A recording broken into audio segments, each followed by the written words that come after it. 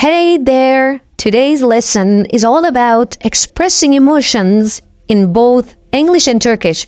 Whether you are feeling mutlu, happy, or üzgün, sad, we have got the words to convey your emotions. Let's dive into the world of feelings. And let's get started without wasting time.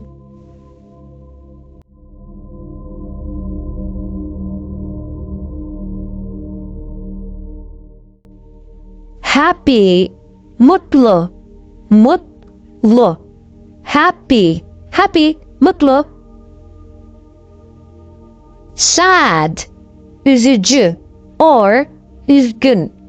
Üzücü is also sad, üzgün also sad. Üzücü or üzgün. Angry, sinirli, sinirli, angry.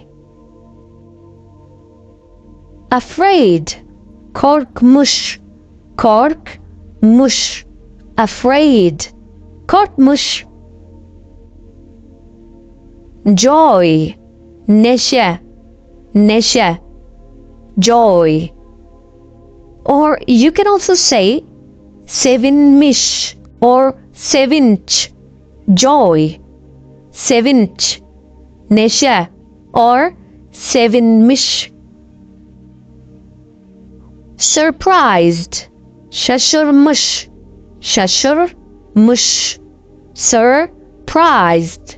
surprised, şaşırmış. Calm, sakin, calm. Alive, canlı, alive. Dead, ölü, ölü, dead.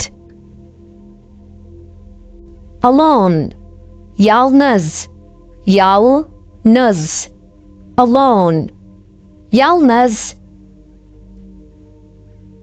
Together, birlikte,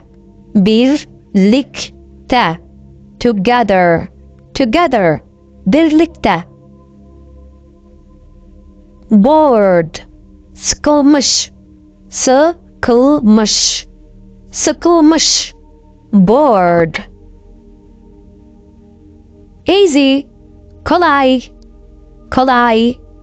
easy, kolay. Difficult, zor, difficult. Bad, kötü, bad, kötü. Good, iyi, iyi, good. I am sorry, üzgünüm, I am sorry, üzgünüm. Don't worry, endişelenme, Don't worry, endişelenme. I'm happy, mutluyum, I'm happy, mutluyum. I'm sad, üzgünüm, I'm sad. I'm worried, endişeliyim, I'm worried, endişeliyim. I'm afraid, korkuyorum, I'm afraid, korkuyorum. I'm angry, sinirliyim, sinirliyim. I'm angry. Calm down.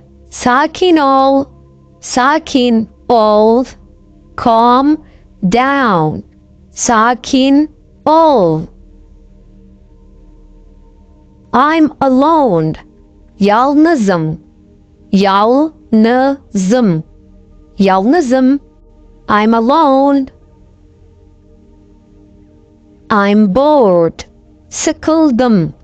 Sıkıldım. I'm bored. I'm bored. Sıkıldım. It's easy. Kolay. Bu kolay. Bu kolay. It's easy. It's easy. Bu kolay. It's difficult. Bu zor. Bu zor. It's difficult. Bu zor. Well done. You have just expanded your emotional vocabulary. Whether you are saying sakin ol to calm down or expressing joy with neşe, you are now equipped to share your feelings in two languages. Harika iş çıkardın. Great job. Also, subscribe to my channel and press the bell icon for more videos. I'm gonna bring more videos in different languages. So, see you soon.